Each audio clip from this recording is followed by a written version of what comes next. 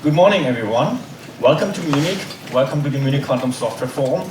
We're really happy and grateful that so many of you made it and addressed our call. It shows actually that there are a lot of people, some might say an entire community, who does not only believe that quantum computing is an exciting technology, but also thinks that we need software to really unleash the full potential of that, right? And however, this is a community which, at least in our opinion, is really scattered through different disciplines. And every discipline has its own meeting, and it's really hard to get everyone into one place. And this bothered us for quite a while, actually. And this is why we came up with the idea of doing this forum here. And however, before I dive a little bit deeper into what we're planning in the next 2 days, as good hosts, let us briefly introduce ourselves. So, who are we? And why this event? First of all, we, that is the great team of the Chair of Design Automation at the Technical University of Bremen, Technical University of Munich, too long ago.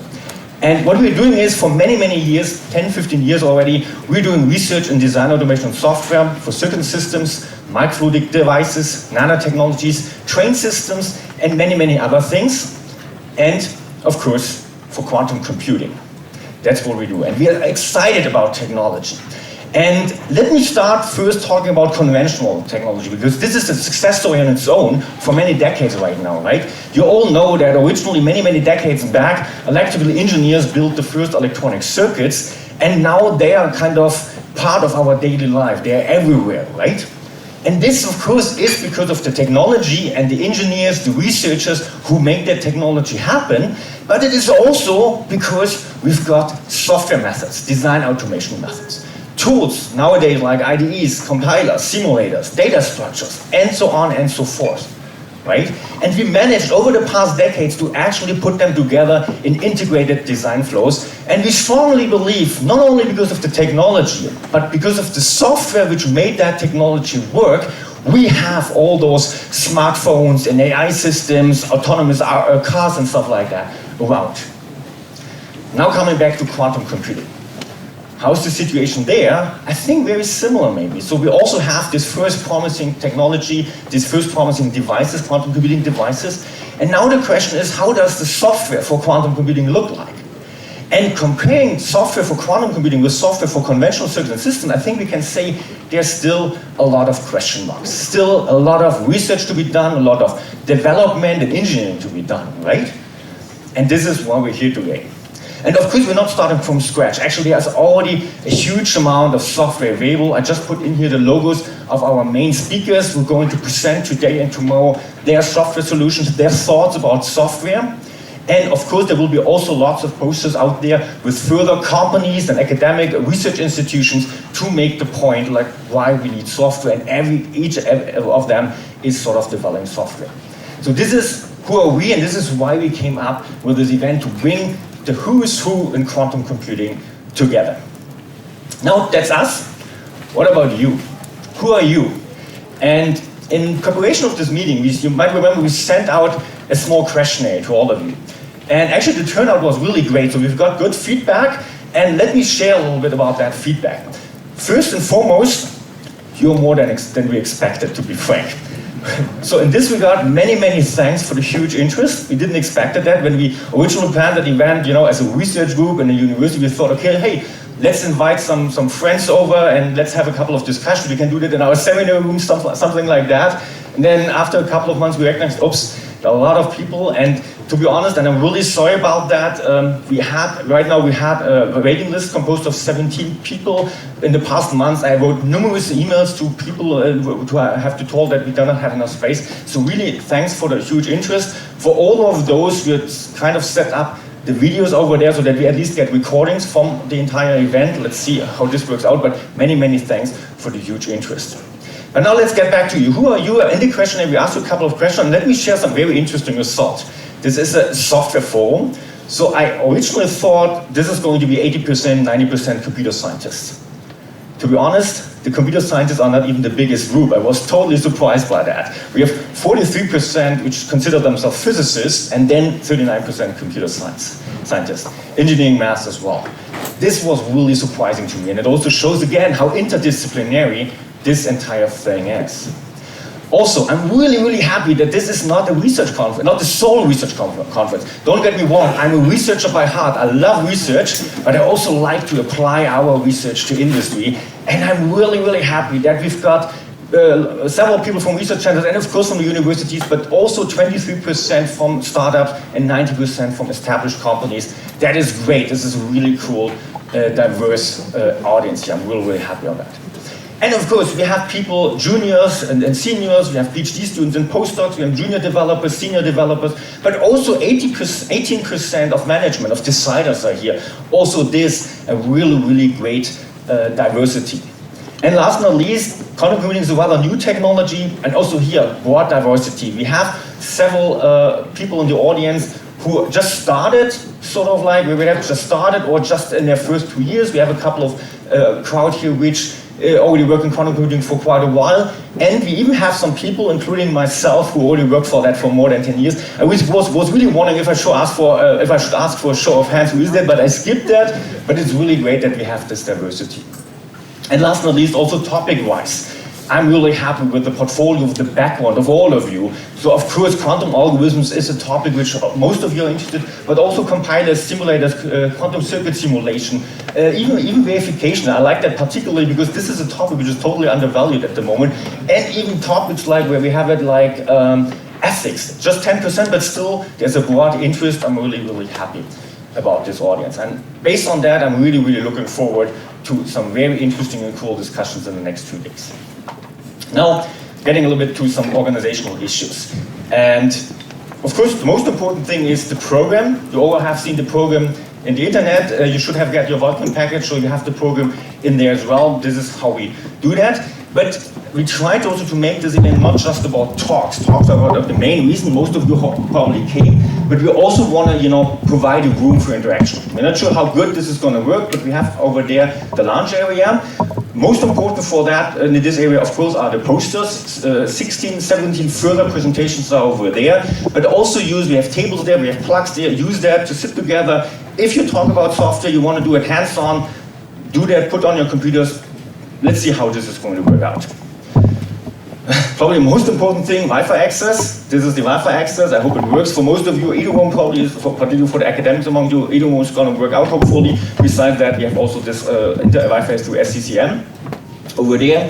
And then of course, for, I don't know, for legal reasons, or I don't know, because of regulations, I have to inform you that, well, we're doing a recording, but also we're doing lots of photos. If you have a problem with that, I don't know, maybe put a mask on your face or something, but just this is my legal responsibility to let you know, okay, we're doing photos here. Couple of few things, I try to make that quick. Of course, it's a bit sad, we really try to provide you dinner with. Again, we didn't expect so many participants, and our budget also already was on the stretch. By the way, because we have a couple of company partners, if we really are crazy enough to do this event again, if some companies are interested in helping us out financial-wise, that would be much appreciated. We can do this, we can afford an event like that one time. I'm not sure if we can afford that completely on our own another time. But we didn't manage to get the table. Actually, we called a couple of restaurants to at least get a reservation, but for, I don't know, 150, 200 people, I'm not sure. Restaurants, if you don't pay up front, and if you ask them that everyone pays by themselves, it's really hard to get a table in Munich, so there won't be a dinner. Really sorry for that. Please help out yourself. But at least to offer you at least something, we offer a small happy hour in our premises. So we're gathering today at 7:30. By no means that it's mandatory to get there, but if you want to have an after-event drink today, you're very welcome. It is a little bit tricky though. You have to go back to Munich main station. In the email on Saturday, I described a little bit how to get from main station to here. Now you have to try to find a way back. Once you're at Munich main station, you have to take the subway U2 to Feldmoching, 3 minutes to Theresienstraße. Now comes the complicated part, then you end up there. And then you have to go to the main entrance of our university, the Technical University of Munich. You cross this main building, then you're on the courtyard, and then you should see this building, and then you should take this door, 4th floor, and if you manage to do that, you honestly earned your beer, right? So this is sort of like what we can offer. It would be great if you can wear your tailneck while doing that, so that you make sure that not total strangers actually stealing all your beers. But this is what we're offering. If you want, you're kindly invited to do so. One final thing before I end that. We of course try also to make a little bit, we didn't have much budget, but we tried to make that also a little bit a memorable event. So we came up with a couple of small ideas which maybe can help in this regard. So first one is this thing here over. You probably have seen it in your welcome packet, and maybe some people wondered what the heck is this. It's supposed to be a postcard. This is when you let researchers design a postcard. Kevin, who's somewhere here in the room, actually did that. And I'm really proud that, you know, we're hacking code, we're not doing these postcards design, so I think that's fine. The whole idea is you find it in your welcome package, you write some greetings to family, friends, or your group back home. Don't forget to put your address on the right-hand side of the postcards. And if you then put it into the sort of mailbox we had at the registration, we will take care of sending that. Maybe this is a nice thing to send home. And then another thing, you may have wondered, what the heck is this weird poster which is right next to the door over there? Maybe a silly idea, but it's a photo up. So I don't know, if you want to do a photo, send greetings from yourself, just put yourself in front of the poster, make a photo, here you go, and you're never gonna forget this event. And then of course, once you do all these photos and stuff, you don't have to. We are also not really experts in those social media, but if you, for some reason, think about posting that on social media, maybe you want to consider adding MQSF as a hashtag so that we can actually check that out. Cool. Before I hand over to Laura, one final word of thanks. Of course, we had a little bit budget problems, but of course we didn't have no money at all. In fact, we had great support from the Technical University of Munich, our home university. Many thanks to that. But also, particular, our ERC grant is supporting a lot, financial-wise, to run this event. And also our ministry, by the way, yesterday were elections, just for the record here in Bavaria. Our ministry helped us a lot in funding this event as well, particularly to the Distinguished Professorship Program. And the Munich Quantum Valley, one of the great quantum computing initiatives here in Bavaria, actually helped out with organizational support. So many, many thanks to all those sponsors. Last but not least, of course, a huge thank you to my entire team. I'm really proud of all of you. You made it work. You actually made it possible that you got my back, our back, and here particularly to Kevin and Aaron, who helped out organizing, most of you probably have already met him, both of them, at the registration.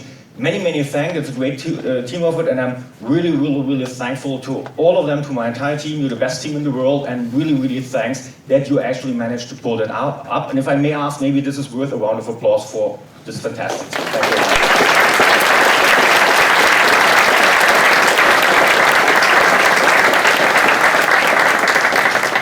And that's it.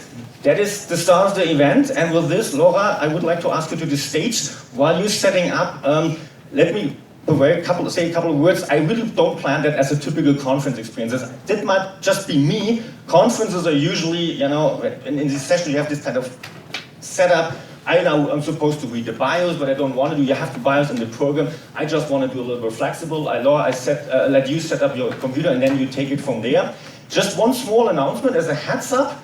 After every talk, don't run away after the talk and after the Q&A. I'm going to ask all of you for some 3, 4, 5, or 3 keywords on what you have learned or what were the topics of the event. We're doing this after the event, but just as a heads up, think about it. There's going to be a small task after the event. It's not a test, but it's just a collection of keywords to get a bit an overview what kind of topics, in this case, Laura covered.